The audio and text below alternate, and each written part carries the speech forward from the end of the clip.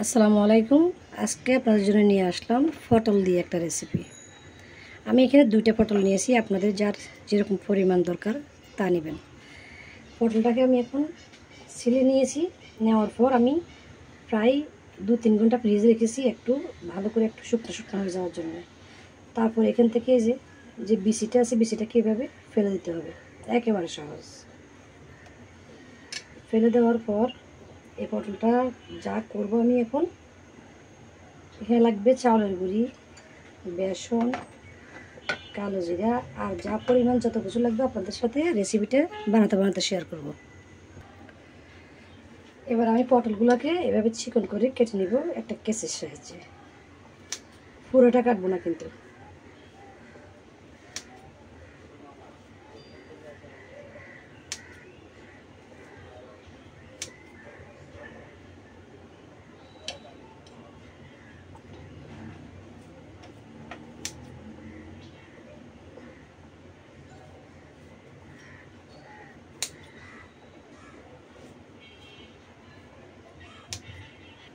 পটলটাকে কেটে নিলাম আমি এইভাবে।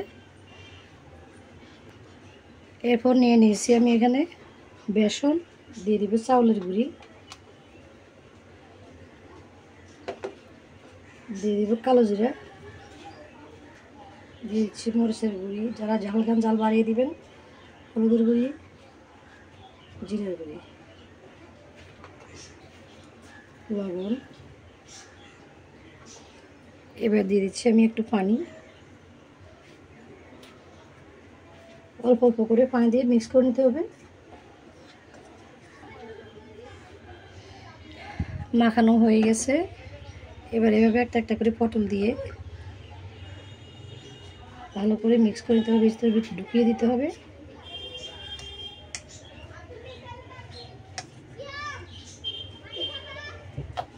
চুলায় একটা তেলের কড়া বসিয়ে দিয়ে তার মধ্যে আমি সয়াবিন তেল দিয়ে দিলাম। তেলটা গরম হওয়া পর্যন্ত অপেক্ষা করব।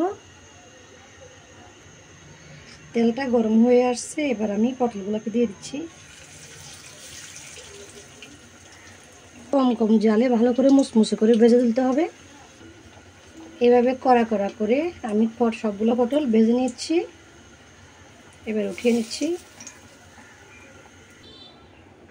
দেখুন তাহলে চুলা থেকে আমি সবগুলো পটলের পকোড়া নামিয়ে ফেললাম। কত সুন্দর লাগতেছে। আর কুড়মুড়ে, গরম গরম বেশি কুড়মুড়ে হয়, ঠান্ডা হলে একটু আপনার নরম নরম হয়ে যায়। আমি অল্প কিছু পটল দিয়ে বানিয়েছি, আপনারা চাইলে অনেকগুলো পটল দিয়ে এভাবে বানিয়ে খেতে পারেন, খুব ভালো লাগবে খেতে। আপনার যদি ঝাল, লবণ, মরিচ ঠিকভাবে হয়, তারপরে আপনার খেতেও ভালো লাগবে। এই সহজভাবে রেসিপিটা কেমন লাগলো আপনাদের কাছে? আমি সবসময় আপনাদের জন্য এই সহজ সহজ রেসিপিগুলো রেডি করতে চেষ্টা করি। অবশ্যই আমার পাশে থাকবেন, আমার চ্যানেলটাকে সাবস্ক্রাইব করে লাইক দিয়ে। আজকের মতো রেসিপিটা শেষ করে বিদায় নিচ্ছি। সবাই ভালো থাকবেন। আল্লাহ হাফেজ।